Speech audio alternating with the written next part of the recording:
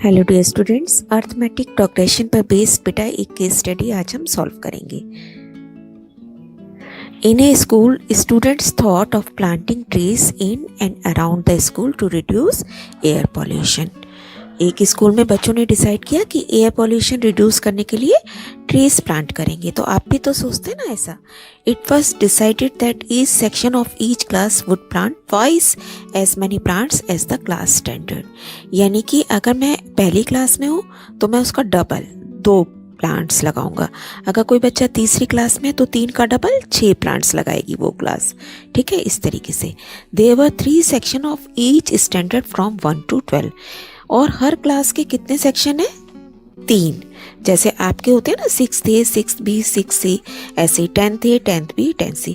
तो हर क्लास के 3-3 सेक्शन है और हर क्लास को अपना डबल प्लांट लगाने हैं। 3 सेक्शन है और अपने दुगने प्लांट्स लगाएगी। यानी पहली क्लास के कितने ट्री हैं? 2। और सेक्शन कितने हैं?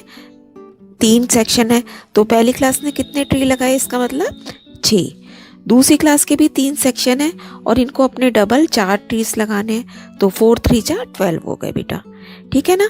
और आप सपोज 10वीं क्लास में है तो 3 सेक्शन है 30 और अब अपना डबल लगाएंगे तो यानी कि 60 ट्रीज आपको लगाने हैं। इस तरीके से हमारे को ये केस स्टडी सॉल्व करनी है। तो फर्स्ट क्वेश्चन है, what is the common difference of the AP formed. तो अभी हमने देखा फर्स्ट क्लास 6 लगा रही है, फिर सेकंड क्लास 12 और फिर इस तरीके से आगे बढ़ता जा रहा है हमारा। तो हमारा डिफरेंस कितना हो गया? 6। Answer is 1। नेक्स्ट है, what will be the Annette term of the AP form. General form हमें एपी की बतानी है। तो यहाँ से ही बेटा बहुत क्लियर है, 6 का टेबल चल रहा है तो 6 का टेबल के लिए हम कौन सा टर्म यूज करते हैं? हमेशा 6n। अगर कोई नंबर 2 से डिविजिबल है तो आप नंबर को क्या लिख सकते हो? 2n।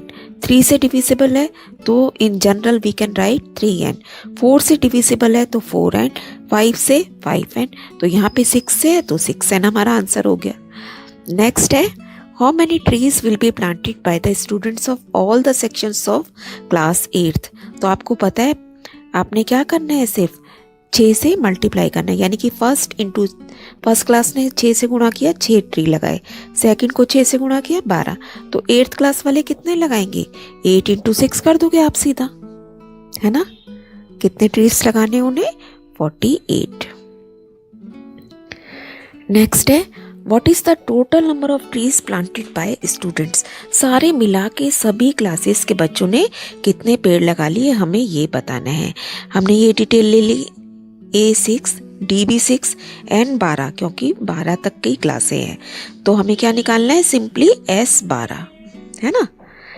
SN का फॉर्मूला लिखेंगे आप, N की जगह 12 रख देंगे, A की जगह 6, D की जगह भी 6, N-1 कितना बन गया? 12 में से क्या? 11। बस सॉल्व कर लेंगे इसे। Answer is 468। नेक्स्ट देखिए, What will be the third term from the end of the AP। तो आप देखिए कौन सी है थर्ड टर्म? 12 आपकी लास्ट है, फिर 11, फिर 10। 10वीं हो गई ना लास्ट थर्ड टर्म। तो आप निकलेंगे total terms 12, third last term 10th हो गई। और सीधा भी 10 को 6 से मल्टीप्लाई करके आप आंसर निकाल सकते थे, जैसे अभी हमने 8th के लिए निकाला था। आंसर क्या आ जाएगा? 60। अदरवाइज अगर AP का फॉर्मूला लिखें तो ये क्या बनता है? A + 90। तो भी हमारा आंसर कितना आ गया? 60। आप दोनों तरीके से इसे सॉल्व कर सकते हैं। कीप ऑन लर्निंग बेटा, स्टे ब्लेस्ड।